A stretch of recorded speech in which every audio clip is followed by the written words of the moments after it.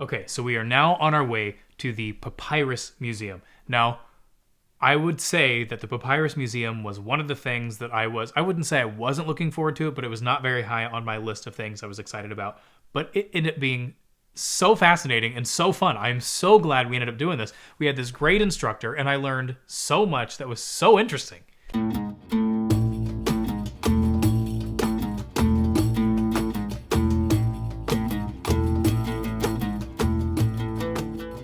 This plant, it's aquatic and tropical plant in the ancient time, used to grow at the banks of the river Nile. But it's grown nowadays in special farms by the government as the plant disappeared and the government replanted again. The ancient Egyptians were attracted by the shape of the plant and they considered it as a holy plant and a sacred plant. Why? If you look to the flower of the papyrus plant, it looks like the rays of the sun, or the sun rays.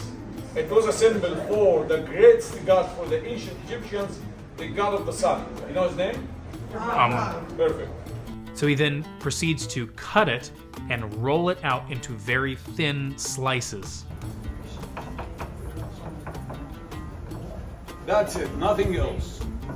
If we check the slice now, it came very flexible, you see, and very strong. You can feel the difference between this one and that one.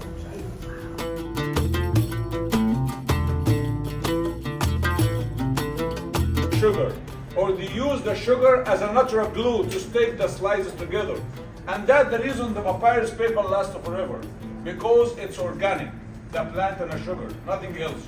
By the way, we still got the papyrus paper at this moment in the Egyptian Museum in Cairo, 2000 BC. But how we make it? We use felt nowadays, but the ancient Egyptians in the ancient time, they used the animal leather or the animal skins, and we start to make it in lines. The slices, we will make it in lines, but that lines have to be overlapping or crisscross, not weaving at all, just like this.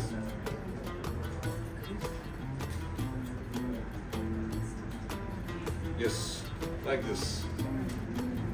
After that, we will cover it by the other piece of felt, and we have to press it to dry and to stick together for another week.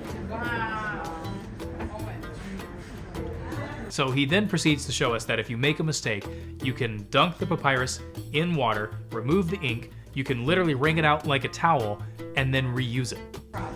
Yeah. Are you waiting for a rabbit or something? Or a camel? We have to press that paper again for a couple of days. More than this, if any damage happened to that paper, we can fix that damage. How?